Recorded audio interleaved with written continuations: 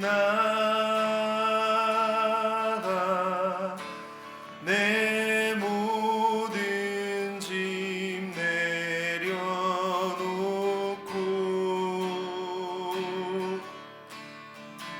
주 십자가 사랑을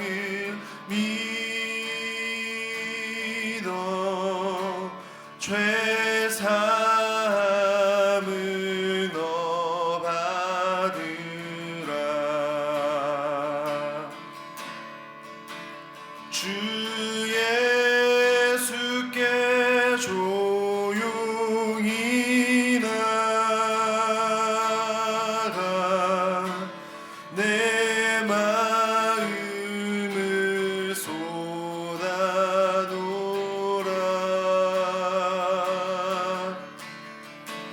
늘은 미리 보시는 주님, 그 은혜를 베푸시리. 너 예수께 조용히 나가 내 모든 짐 내려놓고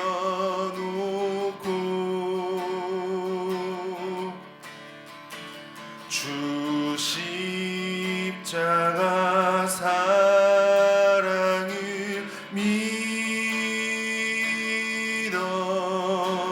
죄 사함을 너 받으라.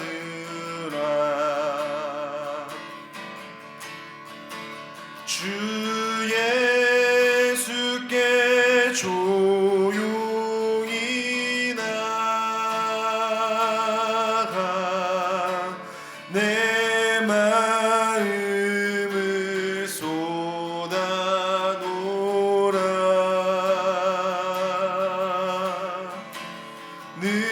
늘은 미리 보시는 주님, 그 은혜를 베푸시리.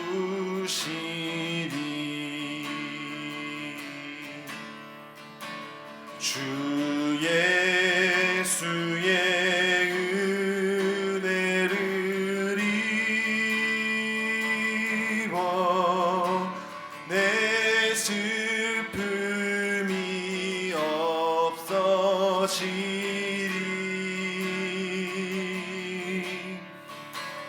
내 이웃을 늘 사랑하여 너 받은 것 거저주라. 우리 3절 고백하겠습니다. 주 예수를 친구로 삼아 늘 내 옆에 모시어라.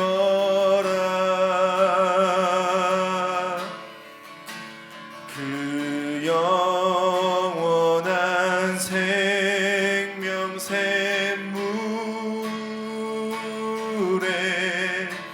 너 마른 목 주이어라.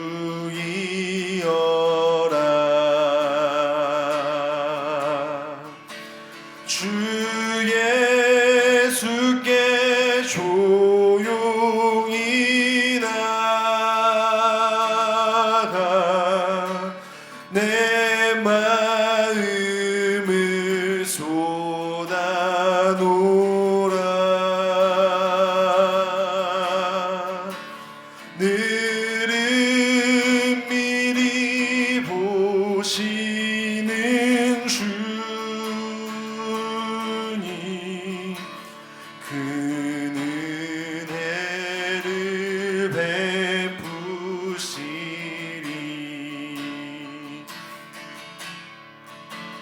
너 주님과 사귀어 살면 새 생명이 넘치리라.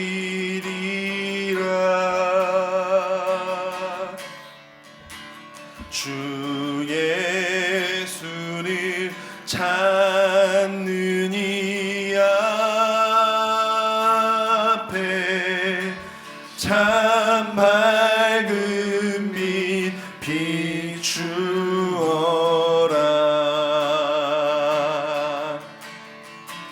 주 예수께 조용히 나가 내 마음을 쏟아놓으라.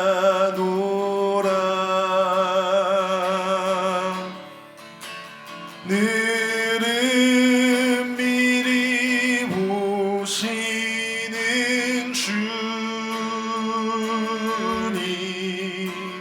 그 은혜를 베푸시니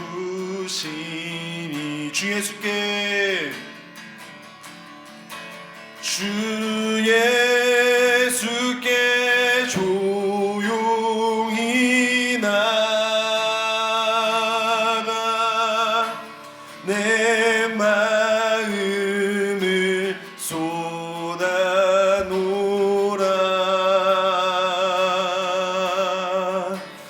늘은 미리 보시는 주님 그 은혜를 베푸시리.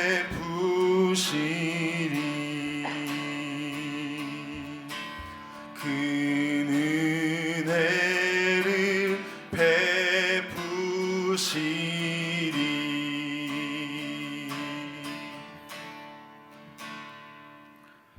다 같이 사도신경으로 우리의 신앙을 고백하겠습니다. 전능하사 천지를 만드신 하나님 아버지를 내가 믿사오며 그 외아들 우리 주 예수 그리스도를 믿사오니 이는 성령으로 잉태하사 동정녀 마리아에게 나시고 본디오 빌라도에게 고난을 받으사 십자가에 못 박혀 죽으시고 장사한 지 사흘 만에 죽은 자 가운데서 다시 살아나시며 하늘에 오르사 전능하신 하나님 우편에 앉아 계시다가 저리로서 산자와 죽은 자를 심판하러 오시리라. 성령을 믿사오며 거룩한 공예와 성도가 서로 교통하는 것과 죄를 사하여 주시는 것과 몸이 다시 사는 것과 영원히 사는 것을 믿사옵나이다. 아멘. 오늘 함께 보실 말씀은 빌립보서 1장 19절로부터 30절 말씀입니다.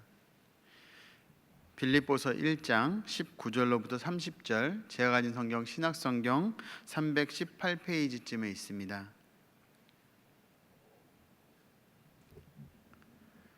제가 천천히 봉독하도록 하겠습니다. 이것이 너희의 간구와 예수 그리스도의 성령의 도우심으로 나를 구원에 이르게 할 줄을 아는 고로 나의 간절한 기대와 소망을 따라 아무 일에든지 부끄러워하지 아니하고 지금도 전과 같이 온전히 담대하여 살든지 죽든지 내 몸에서 그리스도가 존귀하게 되게 하려 하나니 이는 내게 사는 것이 그리스도니 죽는 것도 유익함이라.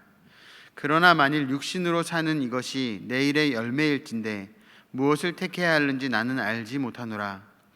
내가 그 둘 사이에 끼었으니 차라리 세상을 떠나서 그리스도와 함께 있는 것이 훨씬 더 좋은 일이라 그렇게 하고 싶으나 내가 육신으로 있는 것이 너희를 위하여 더 유익하리라. 내가 살 것과 너희 믿음의 진보와 기쁨을 위하여 너희 무리와 함께 거할 이것을 확실히 아노니 내가 다시 너희와 같이 있으므로 그리스도 예수 안에서 너희 자랑이 나로 말미암아 풍성하게 하려 함이라. 오직 너희는 그리스도의 복음에 합당하게 생활하라. 이는 내가 너희에게 가보나 떠나 있으나 너희가 한 마음으로 서서 한 뜻으로 복음의 신앙을 위하여 협력하는 것과 무슨 일에든지 대적하는 자들 때문에 두려워하지 아니하는 이 일을 듣고자 함이라. 이것이 그들에게는 멸망의 증거요 너희에게는 구원의 증거니 이는 하나님께로부터 난 것이라. 그리스도를 위하여 너희에게 은혜를 주신 것은 다만 그를 믿을 뿐 아니라 또한 그를 위하여 고난도 받게 하려 하심이라. 너희에게도 그와 같은 싸움이 있으니 너희가 내 안에서 본 바요 이제도 내 안에서 듣는 바니라. 아멘. 코로나19 사태로 함께 예배드리지 못한 시간이 3주째를 넘어서고 있습니다. 전화 신방을 통하여 성도님들의 대화를 나누다 보니 처음에는 목사님 영상 예배 너무 은혜롭게 예배 잘 드렸어요 라는 반응을 받았습니다. 시간이 한 주, 두 주가 흐르고 나서 성도님들의 반응이 조금씩 바뀌고 있습니다. 목사님 함께 예배 드리고 싶어요. 목사님 함께 모여 드리는 예배가 그리워요. 어서 코로나 사태가 끝났으면 좋겠어요. 성도님들의 귀한 마음을 잘 전달받고 있습니다. 하지만 시국이 아직 안정을 찾지 못하였기에 언제가 될지는 모르는 그날을 우리는 열심히 기도하며 준비하고 기다려야 할 것입니다. 한 번도 가보지 않은 그 길을 걸어가고 있지만 분명한 것은 속히 그날이 올 것이라는 것입니다. 오늘 말씀을 준비하며 이런 생각이 들었습니다. 성도님들과 같이 예배를 드릴 땐 항상 처음에 서로 안부를 물었습니다. 잘 오셨습니다. 은혜 많이 받으세요. 사랑합니다. 등의 안부를 나누었습니다. 우리가 함께 예배 드리지는 못하지만 지금 잠시 서로의 안부를 나눌 수 있었으면 좋겠다라는 생각이 들었습니다. 셀원들에게, 아니면 먼저 셀 리더에게, 아니면 친한 지인에게, 또는 디렉터, 교역자, 담임 목사님께 안부의 문자를 한 번쯤 먼저 보내주시는 그런 도전도 좋을 것 같습니다. 잘 지내고 계시죠? 예배 잘 드리시죠? 축복합니다. 사랑합니다. 곧 예배 자리에서 배워요. 승리하세요. 등등의 안부를 서로 나누시면 너무 서로에게 위로가 되고 귀한 나눔이 될 것 같습니다. 이렇게 성도님들을 뵙지 못하는 안타까운 상황, 이 상황을 생각하면서 지난주부터 빌립보서 말씀을 수요일마다 나누고 있습니다. 지난주에 말씀드렸듯이 빌립보서는 옥중서신입니다. 감옥에 있는 사도 바울이 빌립보 교인들을 만날 수 없고 살필 수 없는 그 상황 속에서 그들을 사랑하는 마음을 표현하고 그들의 아픔을 격려하기 위해서 쓴 편지가 빌립보서입니다. 이 편지의 내용은 자신의 처한 상황을 낙담 좌절하여서 하소연하며 위로받기 위해서 쓴 것이 아닙니다. 오히려 지금의 상황이 하나님의 복음을 전파하는데 더 귀하게 쓰이는 하나님의 뜻이 있고 하나님의 계획하심이 있음을 고백한 것이 빌립보서이고, 이 내용이 저희가 지난주에 함께 나누었던 말씀입니다. 교인들을 만나고 싶지만 만날 수 없는, 함께 예배드리고 싶지만 예배드릴 수 없는, 교제를 나누고 싶지만 가정으로, 병원으로, 사업장으로 신방을 다니고 싶지만 전혀 할 수 없는 이 상황. 그런데 이 상황이 오히려 복음의 진보를 일으켰다라고 이야기했습니다. 어떻게요? 이 우리 가운데 더 사모하는 마음이 일어났다는 것입니다. 억지로 말씀 읽으세요, 큐티하세요, 예배드리세요 했던 권면이 그 상황이 반전된 것입니다. 예배드리고 싶어요, 말씀 읽고 싶어요, 큐티하고 싶어요, 기도하고 싶어요, 전도하고 싶어요, 이런 상황으로 상황이 바뀐 것입니다. 그렇다면 어떻게 그런 일이 일어났을까 우리는 고민할 수 있습니다. 때때로 우리는 우리의 삶을 지탱하는 힘이 어디에서 오는지 생각해 보게 됩니다. 많은 사람이 성공하고자 하는 야망을 가지고 자신의 삶을 불태웁니다. 현실적인 이 세상에서 살아가는데 야망은 너무나도 필요합니다. 아무런 야망도 의욕도 없는 사람은 그 인생의 마지막은 암울할 것입니다. 더 극하게 갔을 때는 중독이라는, 알코올이든 도박이든 등의 중독의 상황까지도 가게 됩니다. 그러나 자신의 삶에 명확한 목표가 있을 때 그 사람은 절대로 그런 일에 빠지지 않습니다. 어떤 사람은 가족에 대한 책임이 있기 때문에 자신의 삶을 지탱해 나가는 사람이 있습니다. 당장 일을 그만두면 내 사랑하는 아내가, 내 사랑하는 자녀들이 어려워지기 때문에 자녀를 위해서, 가족을 위해서 열심히 일하는 것입니다. 또 어떤 사람은 다른 사람의 인정과 칭찬을 받기 위해서 열심히 노력하는 사람이 있습니다. 또 어떤 사람들은 사랑하는 연인을 위해서, 또 남자를 위해서 모든 어려움을 참고 인내해가며 살아가는 사람들이 있습니다. 오늘의 주인공인 사도 바울도 자기의 위기 가운데 자신을 지탱해 주는 것이 있음을 오늘 본문에서 이야기해 줍니다. 오늘 본문 19절 말씀을 우리 쉬운 성경으로 같이 읽도록 하겠습니다. 같이 읽습니다. 여러분이 나를 위해 계속 기도하고 있고 예수 그리스도의 성령이 나를 돕고 계시기 때문에 내가 풀려날 것을 잘 알고 있습니다. 사도 바울을 지탱해 줬던 것은 바로 성도들의 기도와 예수 그리스도의 성령의 도우심임을 오늘 본문은 이야기하고 있습니다. 사도 바울도 인간이기 때문에 감옥이라는 분위기가 답답했고 재판의 결과가 두려웠습니다. 바울은 감옥에 얼마나 갇혀 있을지, 재판의 결과가 어떤 결과로 나에게 다가올지 굉장히 불안했을 것입니다. 그 불안함 속에서 사도 바울은 두 가지만 생각을 하면 안심이 되었던 것입니다.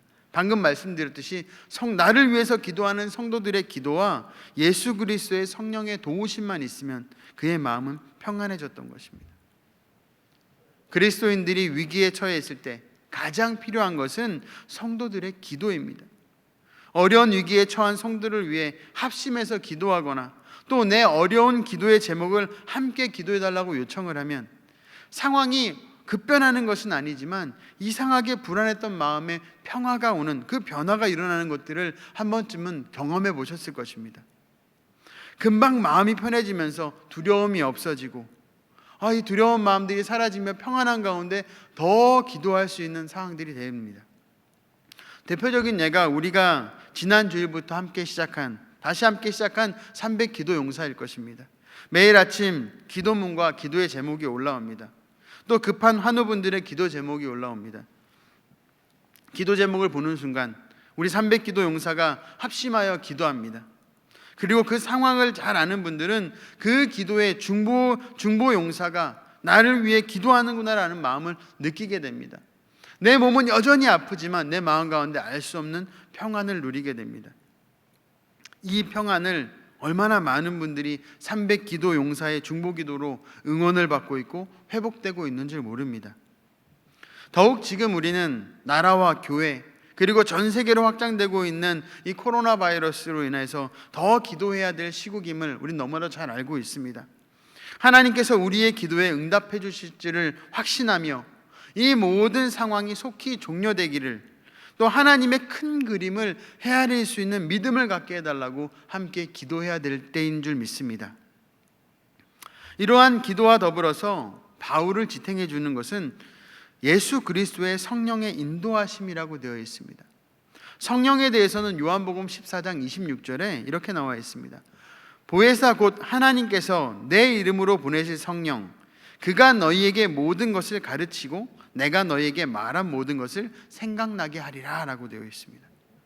예수님은 우리를 고아와 같이 버려두시지 아니하고 보혜사 성령을 보내시겠다고 하셨는데, 성령님은 항상 우리와 함께 계셔서 우리가 해야 할 것을 가르쳐 주십니다. 제 아무리 뛰어난 사도 바울이라 할지라도 마음속에 일고 있는 불안의 폭풍을 피해갈 수는 없었습니다.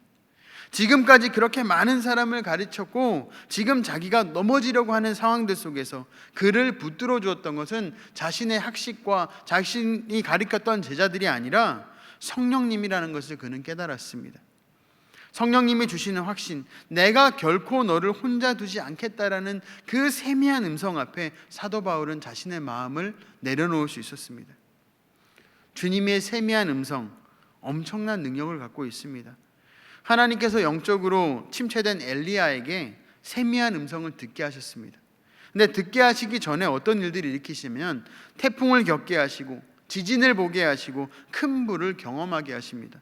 그 후에 하나님은 세미한 음성으로 엘리야를 위로하고 가르쳐주는 놀라운 역사를 펼치십니다. 사도 바울도 자기가 위기의 순간 자기의 힘으로는 아무것도 할 수 없는 그런 상황들 속에서 다른 힘이 아닌 자기를 붙들어주는 것이 성령님의 도우심이라는 것을 그는 고백하고 있는 것입니다. 그리고 사도 바울은 지금 자기에게 가장 중요한 것이 무엇인가를 생각해 봅니다. 그것은 자기 감정이나 다른 사람들이 하는 말이 아니라 그냥 사나 죽느냐의 문제도 아니었다라고 이야기를 합니다. 사도 바울의 고백은 20절에 이렇게 되어 있습니다. 나의 간절한 기대와 소망을 따라 아무 일에든지 부끄러워하지 아니하고 지금도 전과 같이 온전히 담대하여 살든지 죽든지 내 몸에서 그리스도가 존귀하게 되려 하려 하나니. 사도 바울에게 지금 가장 중요한 것은 부끄럽지 않은 것입니다. 그가 어떤 상황에 처하든지 비겁하지 않고 당당하기를 그는 원하고 있습니다. 그리고 그리스도를 자기 몸에서 존귀하게 여기기를 그는 원하고 있습니다. 그는 자기보다도 그리스도를 소중히 여겼고 그는 정말 그리스도의 종으로서 모든 것을 바치기를 원하는 모습이 오늘 본문에 나타나고 있는 것입니다. 그리스도의 종으로 살기 위해서 무엇보다 그리스도의 마음을 가져야 함을 우리들에게 권면합니다. 사도 바울은 지금 주님이 여기 계신다면 나에게 무엇을 원하시고 명령하시겠는가 생각합니다. 그래서 그는 주님 뜻대로 끝까지 충성하기를 원한다라고 고백하는 것입니다. 사도 바울의 놀라운 신앙 고백이 21절에 나와 있습니다. 21절은 이렇습니다. 이는 내게 사는 것이 그리스도니 죽는 것이 유익함이라. 쉬운 성경은 이렇게 표현합니다. 나는 그리스도를 위해 사는데 목적을 두고 있기 때문에 죽는 것도 내게 유익합니다 라고 얘기합니다. 헬라어 원어 성경에는 더 간단하게 기록되어 있습니다. 사는 것, 그리스도, 죽는 것, 유익, 이렇게 표현되어 있습니다. 이게 무슨 뜻이겠습니까? 사도 바울은 지금까지 그리스도를 위해 살았습니다. 그렇다면 죽음 또한 주님을 나타내는 것이야 한다는 뜻일까? 아니면 지금까지 살아온 것이 자기 힘이 아니고 주님의 힘이라면 죽는 순간에도 주님의 힘으로 죽어야 되겠다는 뜻일까?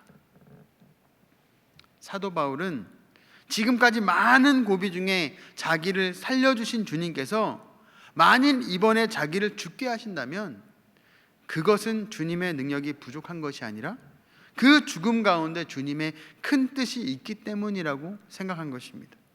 하나님의 더 큰 뜻이 있다는 믿음이 확실해지면서 굳이 죽는 것도 두려워할 필요가 없게 된 것이 사도 바울의 마음인 것입니다. 내가 산 것은 내 힘으로 산 것이 아니고 주님이 나를 살게 하셨기 때문에 주님 손에 내가 모든 것을 맡기겠다, 사도 바울은 고백하는 것입니다. 로마서 14장 8절에 이렇게 되어 있습니다. 우리가 살아도 주를 위하여 살고 죽어도 주를 위하여 죽나니 그러므로 사나 죽으나 우리가 주의 것이로다. 예수를 구주로 믿는 순간부터 우리는 주님의 종입니다. 종은 자기 자신을 위해 사는 것이 아니라 주님을 위해서 살다가 주인을 위해서 죽습니다. 물론 주님은 자비로우셔서 우리 한 사람 한 사람을 노예처럼 취급하지 않습니다. 하지만 우리는 주님의 종이 되고 노예가 되기로 자처했다는 것입니다. 우리는 자신의 인생의 운전대를 잡고 주님은 조수석에 태울 때가 참 많습니다. 그러면서 주님을 믿노라고 생각합니다. 내가 주님 뜻대로 그 길을 걸어가고 있다라고 우리는 착각을 합니다. 주님을 믿는 건 그분의 종이 되는 것입니다. 그분을 조수석에 앉혀놓는 것이 바른 자세가 아니라 그분이 운전석에서 운전해 나가시고 나는 조수석에 앉아서 그분의 인도함대로 따라 나가는 것이 종의 자세인 것입니다. 우리는 주님을 우리 인생의 운전석에 앉히시게 하고 모든 것을 그분의 뜻에 맡겨야 합니다. 바울이 그토록 능력 있는 삶을 살 수 있었던 것은 주님이 그의 삶을 운전하셨기 때문입니다. 부활하신 그리스도를 만난 이후 바울의 삶에는 신바람이 불었습니다. 자기 의로 하나님을 섬기려 했을 때는 도저히 할 수 없었던 일을 십자가의 주님과 함께 시원하게 해낼 수 있게 되었습니다. 감옥에 갇혀 오도 가도 못하는 바울, 여기서 나가지 못하면 이제 죽음뿐이라는 것을 예감한 바울에게 두려움이 엄습해오는 것을 막을 수 없었습니다. 이런 두려움 중에 그는 생각한 것입니다. 주님이 나의 삶을 운전하신다. 주께서 죽음을 허락하신다면 그것은 어떤 위대한 삶보다 더 영광스러운 죽음이 될 것이다. 지금까지 주님은 사도 바울에게 나쁜 것을 주신 적이 없었기 때문에 이러한 믿음의 고백을 할 수 있었던 것입니다. 주님은 지금까지 단 한 번도 우리를 실망시킨 적이 없습니다. 주님은 절대로 자기를 의지하는 자를 부끄럽게 하지 않습니다. 우리에게 항상 가장 좋은 것을 주시기를 원하십니다. 그래서 우리는 좋은 일이 있어도 나쁜 일이 있어도 주님을 믿어야 합니다. 우리는 한 번도 살아본 적 없는 오늘을 살아가고 있습니다. 오늘 아침 눈을 뜨면서 어떤 생각을 하셨습니까?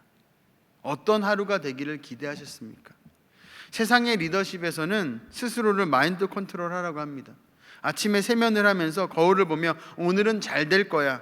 나는 세상에서 제일 멋진 사람이야. 나는 정말 훌륭한 사람이야. 나는 완벽해. 이런 얘기를 외치라고 이야기합니다. 그러나 우리는 아닙니다. 주님께서 나에게 허락하신 날이기에 오늘은, 지금은 최고의 날이 되는 것입니다. 우리의 고백은 주님께서 나에게 내 인생의 주인 되시기 때문에, 주님께서 내 인생을 오늘을 허락하셨기 때문에 오늘은 최고야 라는 고백이 우리의 입술 가운데 나와야 하는 것입니다.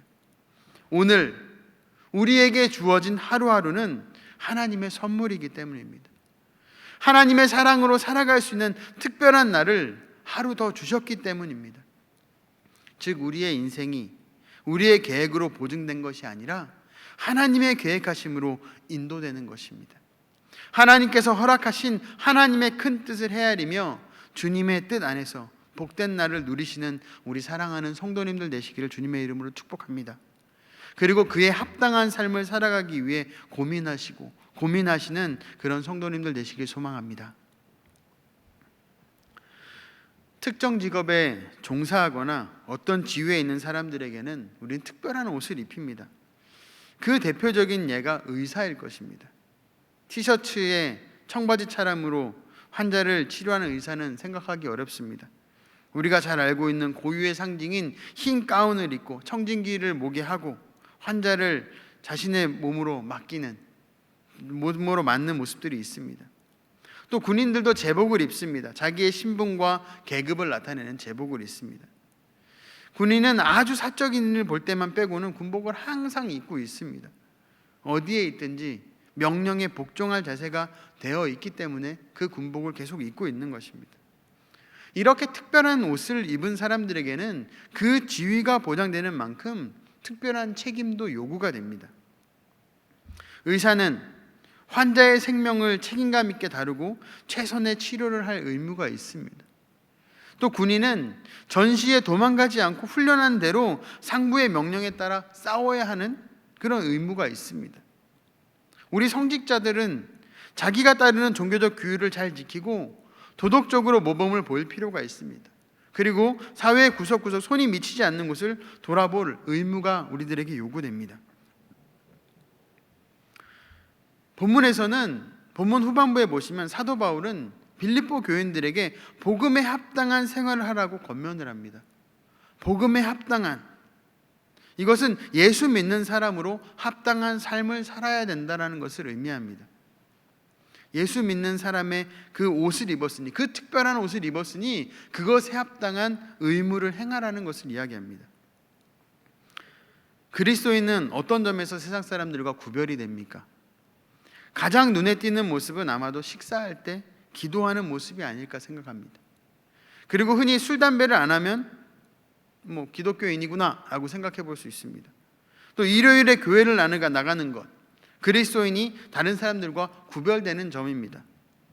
좀 더 적극적으로 나가면 조상의 묘 앞에 절하지 않고 제사상 앞에 절하지 않는 모습이 그리스도인의 다른 모습입니다. 하지만 이런 모습을 보인다고 그 이유로 우리가 세상과 구별되었다라고 할 수는 없습니다. 입으로는 예수를 믿는다라고 시인하지만 실제로는 형식적으로 교회에 들락날락일 뿐 그냥 형식적인 사람들이 참 많기 때문입니다. 우린 이렇게 이름뿐인 그리스도인들을 보면서 개탄하기도 합니다. 어떤 사람은 교회에서의 모습과 직장에서의 생활이 전혀 딴판인 사람들도 있습니다. 초대교회 당시에는 예수 믿는 사람들끼리 서로 표시할 때 물고기 그림을 그렸습니다. 물고기는 헬라어로 익투스라고 하는데 예수 그리스도의 하나님의 아들의 첫 글자, 헬라어 첫 글자들만 따서 익투스라는 단어를 씁니다. 그래서 한때는 교회 다니는 사람들의 자동차 뒤에 그 물고기 표시가 정말 많이 붙어 있었습니다. 예수 믿는 사람은 겉으로는 현저하게 표시가 나지 않는다 할지라도 그 사람 안에 분명히 변화가 있는 사람입니다. 그래서 사도 바울이 복음에 합당한 생활을 하라고 하는 것은 어떤 복장이나 십자가 같은 액세서리를 그런 모습들로 그리스도인입니다 라고 표시하라는 것이 아니라 내 속에 일어나는 변화를 행동으로 나타내라는 것입니다. 예수 믿는 사람들에게는 반드시 신앙의 열매가 일어나야 되는데 그 열매들로, 그 변화들로 내가 예수 믿는 사람이다라는 것을 나타내라는 것입니다. 오늘 27절에 보면 이렇게 되어 있습니다. 오직 너희는 그리스도의 복음에 합당하게 생활하라. 이는 내가 너희에게 가보나 떠나 있으나 너희가 한 마음으로 서서 한 뜻으로 복음의 신앙을 위하여 협력하는 것과 라고 되어 있습니다. 초반에 나와 있는 너희는 그리스도의 복음에 합당하게 생활하라. 이 생활하라는 단어는 헬라어로 폴리데오스타이라는 단어입니다. 이 뜻은 정치하라라는 뜻입니다. 정치하라는 단어가 진정한 의미를 알기 위해서는 빌립보서 3장 20절을 보셔야 되는데 여기에 이렇게 되어 있습니다. 그러나 우리의 시민권은 하늘에 있는지라 거기로부터 구원받는 자 곧 주 예수 그리스도를 기다리노니 라고 되어 있습니다. 이 구절의 시민권이라는 단어가 오늘 읽었던 27절의 생활하라라는 플로데오스타이라는 단어와 같은 개념인 것입니다. 사도 바울은 일반인들이 사용하는 다양한 어휘 표현들이 있는데 그것을 사용하지 않고 여기서는 특이하게 정치적인 단어를 사용하여서 풀어내는 모습이 있는 것입니다. 방금 읽었던 것처럼 빌립보서 3장 20절에 나오는 시민권이라는 주제와 아주 긴밀하게 이 그리스도의 복음에 합당하게 생활하라는 것이 연관되어 있기 때문입니다. 당시의 로마 시민권을 콜론이라고 불렀습니다. 빌립보 도시는 로마 본토와 무려 1287km나 멀리 떨어져 있는 도시였지만 로마가 이 도시를 점령했기 때문에 빌립보는 로마의 식민지가 되어 있었습니다. 그런데 중세 이전의 역사에 나오는 콜론이라는 단어의 개념을 보면 로마가 군사적으로 점령했다고 곧바로 식민지가 되는 것이 아니었습니다. 몇 가지 기준과 자격 조건이 갖추어졌을 때 비로소 로마의 정식 도시로서 콜론이 되게 되어 있습니다. 즉 높은 도덕적인 수준과 군사적인 질서와 사회적인 질서 등의 요소들이 종합적으로 충족될 때 로마 정부에서 원로 회의를 거쳐 그 지역을 정식 로마 제국의 식민지 국가 콜론이라고 인정해 줬다라는 것입니다. 우리나라가 과거에 36년 동안 일제치하의 핍박과 서름의 세월을 받았던 그 식민지의 개념과는 전혀 다른 개념인 것입니다. 즉 사도 바울은 빌립보 도시에 대한 철저한 이해 가운데 그 용어를 선택한 것입니다. 빌립보 사람들이 복음에 대해 이해를 쉽게 할 수 있도록 의도적으로 정치적인 용어를 채택한 것입니다. 그 지역 문화의 개념을 통해 설명할 때 복음이 가장 잘 전달될 수 있기 때문입니다. 바울이 그리스도의 복음에 합당하게 정치하라. 이 말은 로마 시민권을 가진 자로서의 태도를 염두에 두고 한 말인 것입니다. 빌립보는 로마에서 멀리 떨어져 있는 도성이지만 이 지역에 사는 사람들은 로마의 시민이라는 자긍심이 대단하였던 것입니다. 그래서 그들은 로마의 사회 질서와 똑같은 법과 질서를 가지고 살고 있었습니다. 그런데 그들을 끊임없이 괴롭힌 사람들이 있습니다. 필리방이 이 도시를 건설할 때부터 공격을 해왔던, 방해했던 야만족인 트르게족이 그들을 계속 방해하였습니다. 그래서 빌립보인들은 이들과 싸우면서 도시를 좀 더 로마스럽게 만들기 위한 끝없는 작업들을 계속 하고 있었던 것이 이 빌립보 사람들의 특징입니다. 그래서 콜론, 즉 시민권이라는 단어, 이것과 플로데오스타이라는 생활하라, 정치하라 이 단어를 이들에게 설명할 때는 더 잘 이해될 수 있었던 것입니다. 사도 바울이 이러한 시대 문화에 따른 용어를 사용하여 메시지를 전한 이유는 복음을 받는 사람들을 위해서였습니다. 빌립보 사람들의 본토는 로마이지만 지금 그들은 빌립보에 살고 있습니다. 야만족이 호시탐탐 누리는 빌립보 땅에 로마의 문화를 이루어가며 로마 시민으로 살아가야 하는 것이었습니다. 이것은 우리들의 삶과도 동일하던 것입니다. 우리도 본토는 하나님 나라입니다. 하지만 우리는 이 땅에서 살아갑니다. 사단의 권세 아래 있는 죄악된 이 땅에 살지만 우리의 명확한 신분은, 우리의 시민권은 하늘에 있는 하늘의 시민권을 가진 자들이라는 것입니다. 그래서 우리는 그리스도의 대사, 하늘 시민권을 가진 그리스도의 대사인 것입니다. 대사가 하는 일이 무엇입니까? 파송된 나라에 가서 자기 나라의 문화를 소개하고 자국 백성을 보호하고 그 나라와 정치의 문제들을 해결하는 일을 하는 것이 대사입니다. 우리는 하늘나라 시민권을 가진 자로서 이 땅에서 하나님의 나라를 세우는 일을 위해 파송받은 대사들입니다. 바로 이 개념을 이해시키기 위해서 바울이 폴리데오스 다이라는 단어를 사용한 것입니다. 그러면서 복음에 합당하게 생활하라, 즉 하늘나라 시민권을 가진 자로서 책임감 있게 생활하라는 뜻을 계속 이야기하는 것입니다.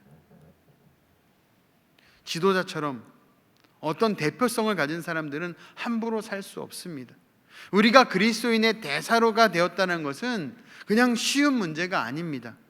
내가 돈이 있다고 해서 마음대로 쓰면서 다니거나, 내가 발이 있다고 해서 내가 원하는 대로 다 다닐 수 있는, 내가 입이 있다고 해서 하고 싶은 말을 다 할 수 있는 그런 상황이 아닌 것입니다. 우리는 하늘의 시민권을 가진 자로서 이 땅에 파송된 그리스도인의 대사이기 때문에 물질을 쓰거나 우리가 움직이거나 대화를 나누거나 그 모든 것들 가운데 대사다운 행동을, 합당한 모습들을 해나가야 한다는 것입니다. 우리가 한 영혼에게 그리스도의 복음을 증거하고 말하는 것은 소중한 우리의 책무이지만, 그에 앞서 우리가 하늘나라 시민권을 가진 그리스도의 대사로서 우리의 이웃들에게 어떤 사람으로 비추고 있는가는 더욱 중요하다는 것입니다. 그래서 사도 바울이 우리들에게 전하는 메시지를 다시 한번 마음에 새기며 우리의 삶의 자세를 새롭게 하기를 소망합니다. 너희는 그리스도의 복음에 합당하게 생활하라. 우리 자신이 그리스도인이라는 인식과 자부심을 가지고 또 그리스도인으로서 기대되는 행동 양식으로 생활하라는 의미입니다. 여기서 바울은 그리스도인의 인식을 강조합니다. 나는 그리스도인이다. 내가 그리스도인이라는 사실은 세상의 그 어떤 것과도 바꿀 수 없는 축복이다라는 인식을 우리는 하고 살아야 한다는 것입니다. 오늘날은 유감스럽게도 그리스도인들이 그리스도인으로서 자부심을 높이 갖고 있지 않는 경우들이 참 많습니다. 그래서 너무 속상한 경우들이 많습니다. 만약 세상에서 우리가 대기업을 다니고 의사나 판사나 변호사와 같은 정말 사람들이 선호하는 그런 직업을 갖고 있다면 우리는 대부분 자부심을 가지고 어깨에 힘을 주고 생활할 것입니다. 하지만 자신이 그리스도인이라는 것에 대해서 자긍심을 가지지 못하는 것이 현실적인 우리들의 모습입니다. 구약의 이스라엘 백성들을 보십시오. 그들에게는 이스라엘이라는 이름을 받을 때 야곱이 천사와 씨름에서 이기고 나서 얻은 너무나도 축복된 이름이었습니다. 특히 이 이스라엘이라는 이름은 하나님의 축복의 상속자라는 의미를 가지고 있습니다. 그렇기 때문에 이들은 이스라엘이라는 이름을 너무 소중히 여겼고 그것을 계속 잘 간직합니다. 이 이스라엘의 위대한 축복이 신약교회로 넘어옵니다. 그리고 우리는 이 위대한 하나님의 백성으로서 하나님의 약속을 얼만큼 자부심 가지며 살아가고 있는지 우리들의 모습을 뒤돌아보아야 할 것입니다. 여기 복음에 합당한 생활을 하라는 것은 겉으로 기독교인이라는 표시를 붙이고 다니라는 뜻이 아닙니다. 차에 물고기 표시를 붙이고 옷에 십자가를 하고 십자가 목걸이를 하고 십자가 귀걸이를 하고 이런다고 해서 우리가 복음에 합당한 생활을 한다? 그것이 아니라는 것입니다. 사도 바울이 말하는 것은 우리가 그리스도인이라면 반드시 우리 안에 변화가 있다라는 것입니다. 바울은 그 열매를 겉으로 내려놔라고, 겉으로 나타내라고 우리들에게 촉구하는 것입니다. 예수님도 분명 말씀하셨습니다. 좋은 나무에 좋은 열매가 맺힐 수 있다고. 우리가 진정으로 속사람이 변화되었다면 그것을 통하여서 우리의 좋은 열매들이 드러나야 하는 것입니다. 사도 바울이 복음에 합당한 생활을 하라고 하는 것은 한순간에 우리가 모두 성자가 되라는 말은 아닙니다. 이것은 하나님께서 우리에게 주신 축복을 자랑스럽게 생각하고 부끄러워하지 말라는 것입니다. 이렇게 하기만 해도 그리스도인들은 충분히 그리스도인의 본연의 모습을 나타낼 수 있기 때문입니다. 하나님께서는 구약 이스라엘 백성들에게 율법을 주시고 죄를 씻는 성전을 주셨습니다. 시간이 지나자 이스라엘 백성들은 이것을 부끄러워하고 우상을 더 좋아했습니다. 사실 하나님께서 이스라엘 백성들에게 주신 이 두 가지는 최고의 보물이었습니다. 율법과 성전. 그러나 그들은 이 보물을 우상으로 바꾸고 세상의 자랑으로 바꾸었기 때문에 망하고 말았습니다. 하나님께서 우리에게 주신 말씀과 성전인 교회는 보물 중에 보물이라는 것입니다. 우리는 이것을 내 생명보다 더 귀하게 생각하고 지키는 그 믿음의 역사가 우리의 삶 가운데 일어나야 하는 것입니다. 우리는 현재 우리에게 주어진 성전에서 예배를 못 드리고 있습니다. 그 이유를 우리는 코로나19 바이러스로 이야기합니다. 우리는 익숙한 신앙생활, 신앙행위를 중단할 때 느끼는 죄책감과 불안함에서 빨리 벗어나고 싶어 합니다. 얼른 전에 하던 예배, 전에 가던 장소, 이전에 만났던 성도들을 만나고 싶어 합니다. 그러나 지금은 그것이 불가능한 상황입니다. 가능하지만 이웃을 생각하면서 절제해야 되는 때라는 것입니다. 종교의 특수성보다는 시민의 의식이, 보편성이 우선되는 상황이기 때문입니다. 이 시기를 지내면서 오늘 말씀을 빗대어 이런 도전을 드리고 싶습니다. 나는 진정 예수 그리스도의 복음에 합당한 신앙생활을 해왔는가? 나에게 익숙한 그냥 답습되어진 신앙의 모습을 지키는 것을 예수 그리스도의 복음에 합당한 신앙생활로 확신하면서 살아오지 않았는가 도전하고 싶습니다. 하나님께서 왜 우리에게 이러한 상황을 주셨을까? 많은 고민을 하게 됩니다. 지금도 그 고민은 계속되고 있습니다. 처음에는 이렇게 생각했습니다. 코로나19 바이러스의 시작쯤에는 하나님의 순리에 어긋난 인간의 제약된 행위의 그 결과로 우리가 그 죄값을 받는구나 라고 생각을 했습니다. 그리고 곧 이어서 터진 신천지 집단의 그런 엄청난 그 코로나 환자들의 발생을 보면서 한국 기독교가 무분별하게 확장되는 사이비 집단 하나를 통제하지 못하는 이 무능력한 교회에 대해서 하나님께서 움직여 주셨구나라는 생각을 하였습니다. 그리고 지금은 우리 예배에 대해서, 우리 교회에 대해서, 우리 신앙에 대해서, 우리 삶에 대해서 과연 무엇이 옳을까? 어떻게 존재해야 할까? 그것을 질문하게 됩니다. 물론 이것에 대해서 섣부르게 답할 수 있는 부분이 아니라고 생각합니다. 하나님께 많이 묻고 많이 물어야 될 질문이고 지혜를 간구해야 되고 더 고민하고 고민해야 되는 부분이라고 생각합니다. 우리가 지금 드리는 예배가, 우리가 드리는 교회가, 내가 생각하는 나의 신앙이 과연 정답일까? 내가 이때까지 지켜왔던 모습이 정말 참된 것이었을까? 바른 것인가? 우리는 고민해야 할 것입니다. 물론 하나님, 예배를 회복시켜 주세요 라는 기도가 우리의 입술 가운데 차고 넘쳐야 됩니다. 거기에 우리의 기도 가운데 하나님, 예배가 무엇입니까? 하나님, 교회가 무엇입니까? 하나님, 예수 그리스도의 복음에 합당한 삶이 무엇입니까? 하는 기도가 더욱 간절히 우리의 기도 가운데 이루어져 나가야 된다고 생각합니다.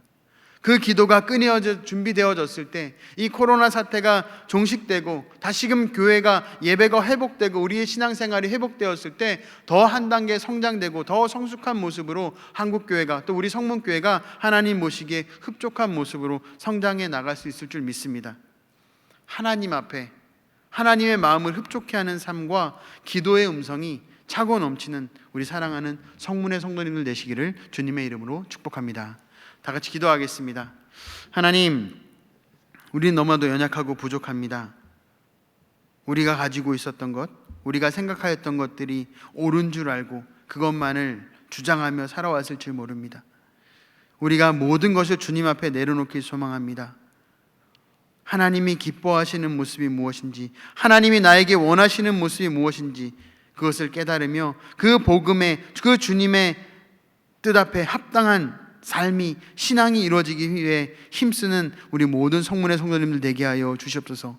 우리가 이때까지 지내왔던 모든 것들을 점검하게 하여 주시고 하나님 주신 말씀과 예배와 교회와 나의 신앙의 모든 기준점들을 주님 앞에 다시금 점검하여서 제2의 도약을 위해 힘써 나갈 수 있는 우리 교회가 될 수 있도록 주장하여 주옵소서. 영적인 것과 정말 말씀적인 것들과 그 모든 것들로 재무장될 수 있는 하나님의 때를 허락하여 주셔서 주님 앞에 귀하게 쓰임받는 우리 성문의 모든 성도님들 되도록 우리의 모든 삶을 주장하여 주시옵소서.